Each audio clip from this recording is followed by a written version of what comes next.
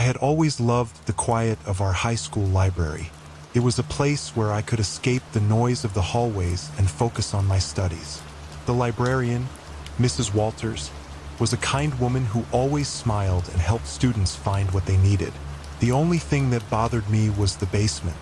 The library had an old, musty basement that most students avoided. The entrance was a heavy wooden door at the back of the library, behind the shelves filled with dusty, forgotten books. The door was almost always locked, and only Mrs. Walters had the key. Occasionally, she would go down there, but she never allowed anyone else to follow. One afternoon, I was working on a history project and needed some old records that were kept in the basement. I nervously approached Mrs. Walters and asked if I could access them. She hesitated for a moment, her usual smile fading. "Are you sure you want to go down there, Emma?" she asked, her voice softer than usual. "Yes, I really need those records for my project," I replied, trying to sound confident.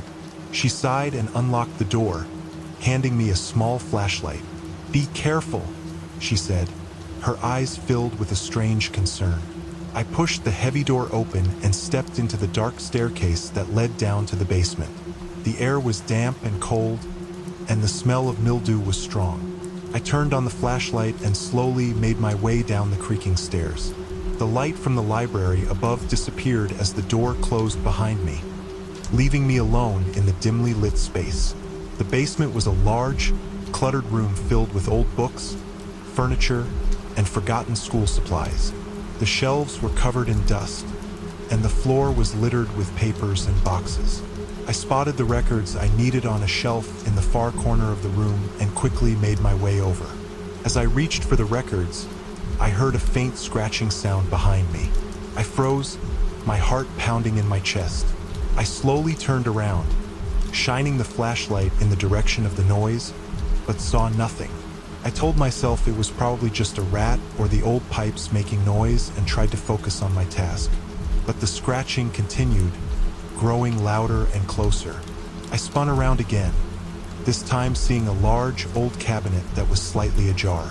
The sound seemed to be coming from inside.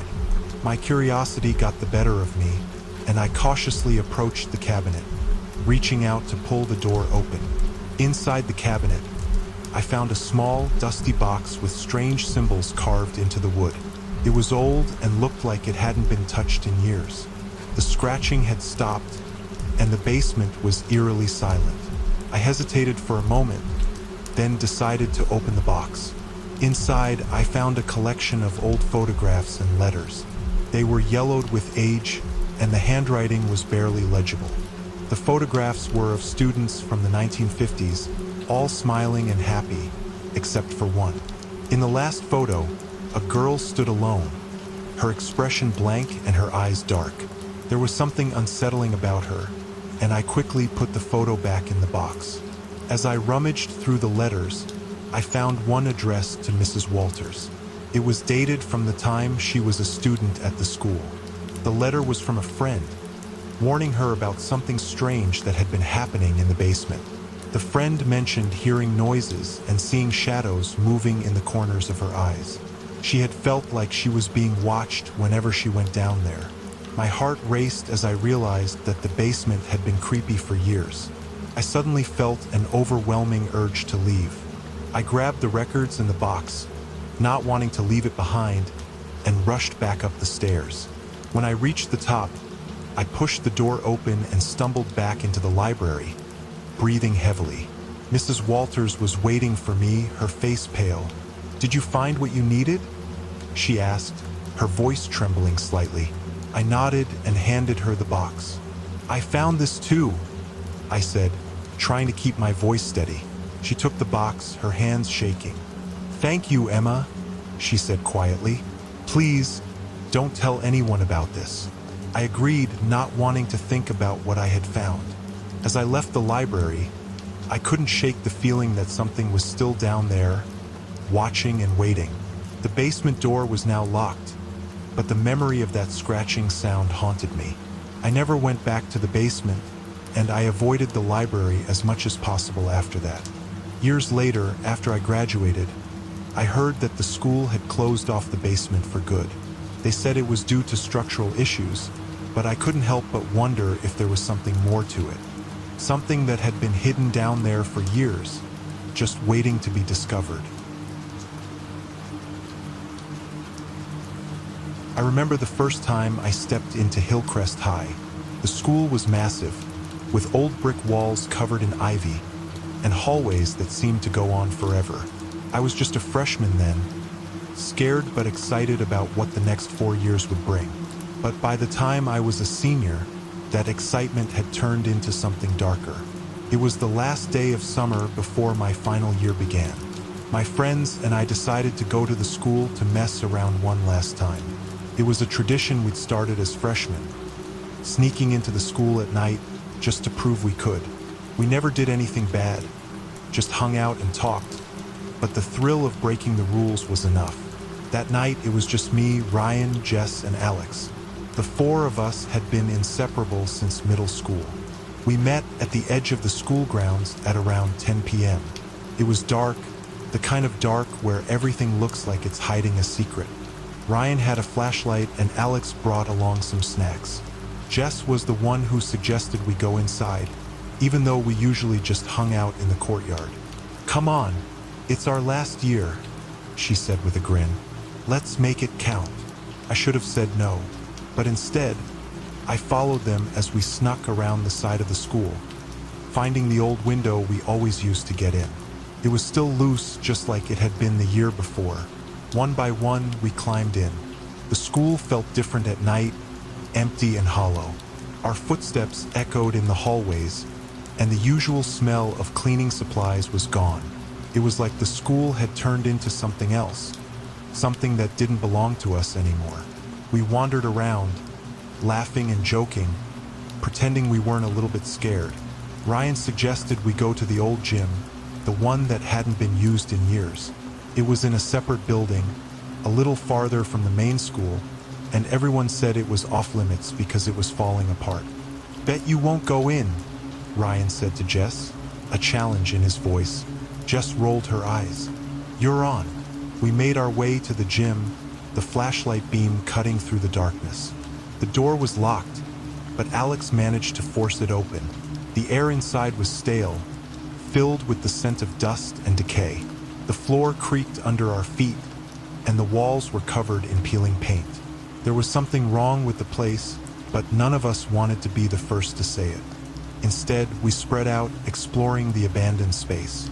The bleachers were half collapsed, and the basketball hoops were rusted.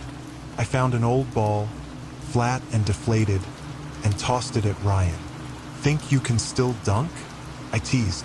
He laughed and threw it back, but his voice sounded different, tense, like he was trying too hard to be normal. Jess was the first to notice the strange writing on the walls. "Guys, check this out," she called, pointing to a section near the back of the gym. We all gathered around, the flashlight illuminating the words scratched into the wall. It wasn't graffiti. It looked more like someone had carved it into the plaster with something sharp. The words were jagged, desperate. "Help me," Alex laughed nervously. Some kid just messing around, right? But none of us answered.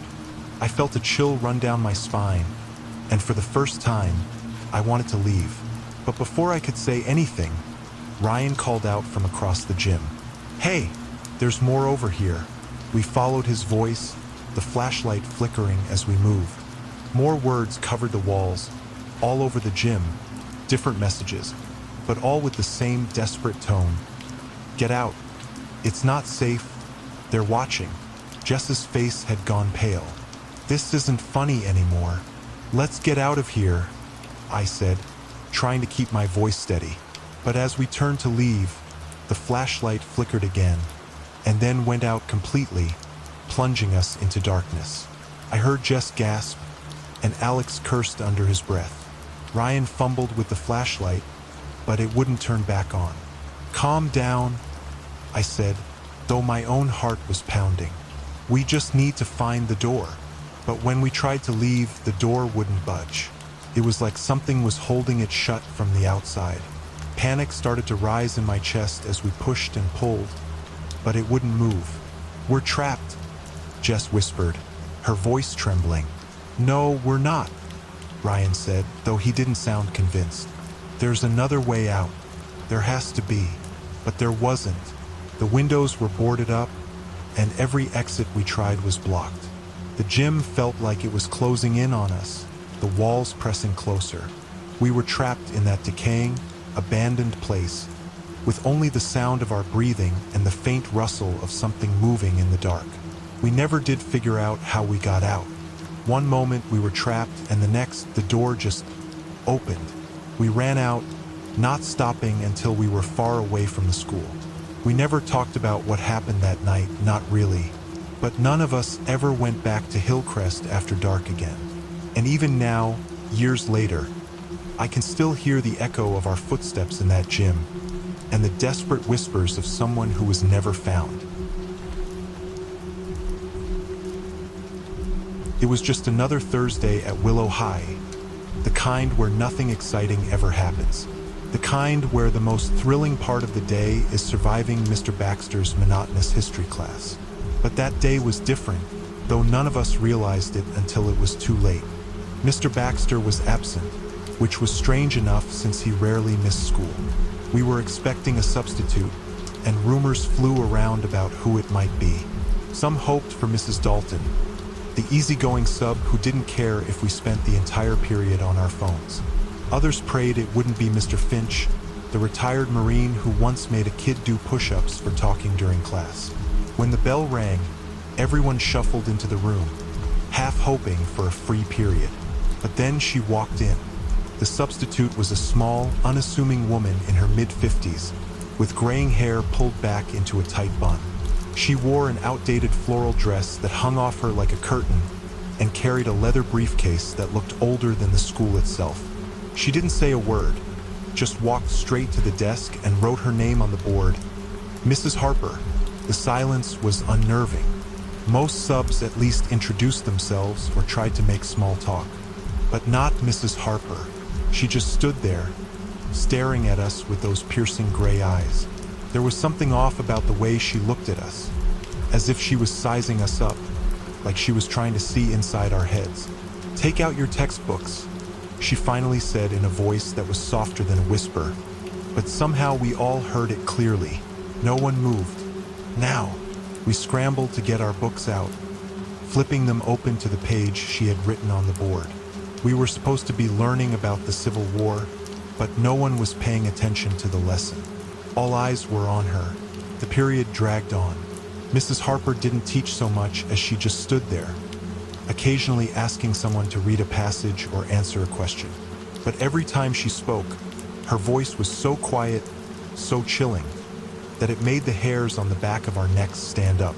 And those eyes, those cold, calculating eyes, never left us. Halfway through the class, something strange started to happen. It was subtle at first, just a feeling of unease, like when you think someone is watching you but you can't see them. Then it got worse. The room felt colder, though the air conditioning wasn't on. My hands began to tremble, and I saw others rubbing their arms as if trying to ward off a chill. A kid named Marcus, known for being a bit of a joker, tried to lighten the mood. He leaned over to Jake, who sat next to him, and whispered something. Mrs. Harper's head snapped towards him like a predator locking onto prey. "Do you have something to share with the class, Marcus?" she asked in that eerily soft voice.